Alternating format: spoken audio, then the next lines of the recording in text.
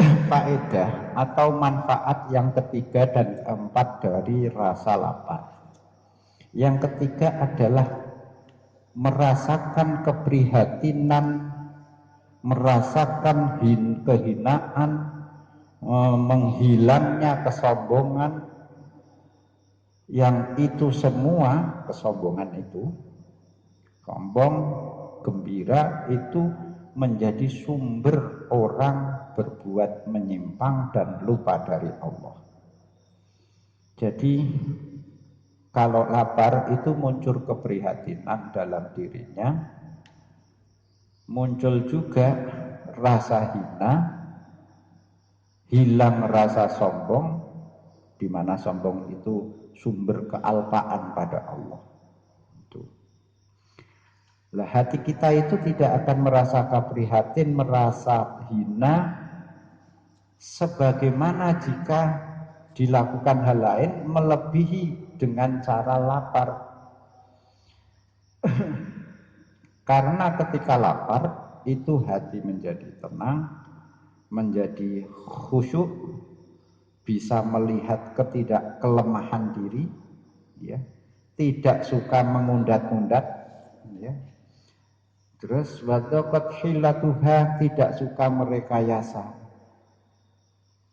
Intinya dengan cara melihat dirinya rendah, serba prihatinlah orang baru bisa melihat Tuhannya dengan pandangan memuliakan. Jadi di sini yang ketiga itu kesimpulannya, dengan lapar kita merasa lemah. Karena dengan merasa lemah kita baru bisa meyakini kebesaran dan kemuliaan Allah. Rasulullah Shallallahu Alaihi Wasallam itu pernah ditawari dunia seisinya. Malaikat Jibril pernah menawarkan kepada Rasulullah kalau beliau berkenan gunung Uhud mau disulap jadi emas. Supaya apa? Supaya untuk modal berdakwah. Asal orang mau masuk Islam diganti, dikasih cuwilan emas, masuk Islam cuwilan emas. Itu kalau yang ditawari ustadz-ustadz sekarang, wah ini kesempatan ini bisa mengislamkan orang banyak. Apa jawab Rasulullah? Tidak usah. Yang riwayat yang populer ini jawaban beliau tidak usah. Kenapa? Apa artinya orang masuk Islam hanya karena sepotong emas atau bahkan segunung emas sekalipun? Berarti masuknya Islam bukan dari kesadaran. Makanya as-sabiqunal awwalun itu rata-rata orang du'afa. Karena memang generasi Islam pertama itu orang-orang lemah. Ya ada Abu Bakar sih kaya ya, tapi yang mayoritas itu orang-orang lemah itu. Karena masuk Islamnya memang berdasarkan kesadaran, bukan janji-janji materi. Dan itu pilihan Rasulullah. Makanya kita jangan suka mengandalkan berdakwah dengan materi. Sekalipun kita punya dugaan agama lain melakukan pemurtadan ke agama kita melalui materi, terus kita serang dengan materi, podo eleke aku nih. Kalau sama-sama tidak berkualitas, kalau itu mie dilawan dengan sarimi, dilawan dengan sarimi, itu namanya. Riwayat populernya menolak supaya orang masuk Islam dengan kesadaran, bukan karena iming-iming materi. Lah yang di sini lebih dalam lagi, dalam perspektif tasawuf, riyadhatun nafs, jawabannya Nabi, tidak usah. Biarkan saya tetap lapar hari ini, sehari lapar, hari lain kenyang, lapar lagi, kenyang lagi. Kenapa? Supaya ketika saya lapar, saya bersabar, dapat pahala. Dan ketika saya kenyang di hari yang lain, saya bisa bersyukur. Itu. Tubalil mukmin, beruntung sekali orang mukmin karena kena musibah sabar dapat pahala, dapat nikmat syukur pahala. Gitu. Kanan kiri oke.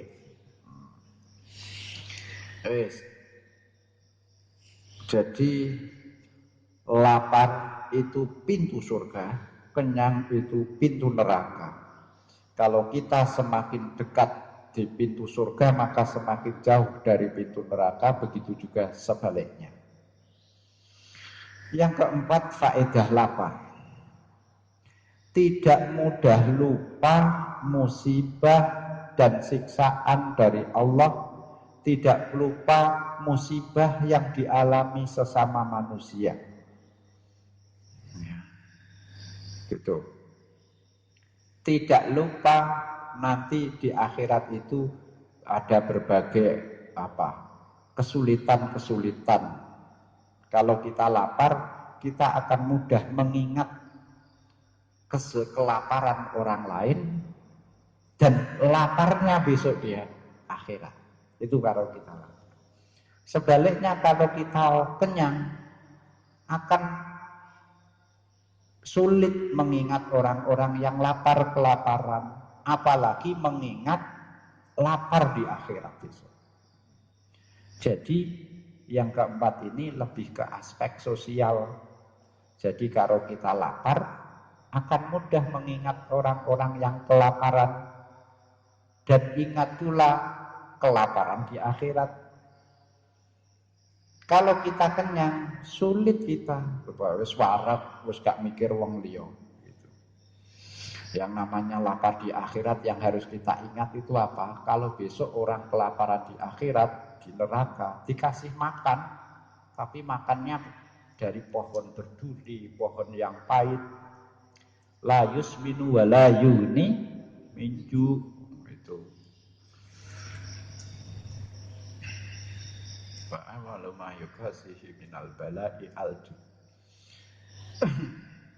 Oleh karena itu, di garis bawah ini, para nabi, para wali, dan orang-orang selevel dengan mereka itu selalu lapar, ya, selalu prihatin, ya.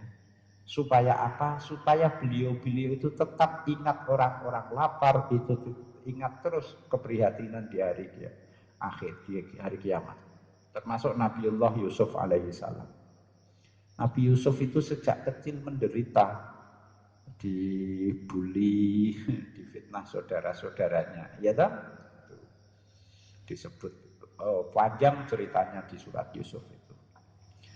Nah, ketika sudah masa kejayaannya mulai sejahtera, Nabi Yusuf ditanya, kenapa jenengan kok tetap memilih lapar? Kan jenengan ini menjadi bendaharawan negara, menteri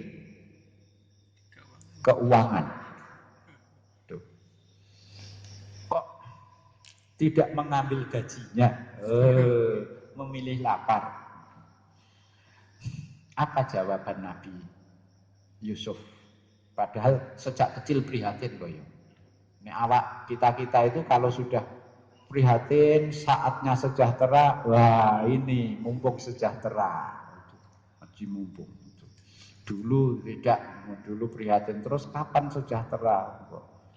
Nabi Yusuf jawabnya, saya itu takut kalau saya kenyang, nanti saya tidak ingat orang-orang yang kelaparan.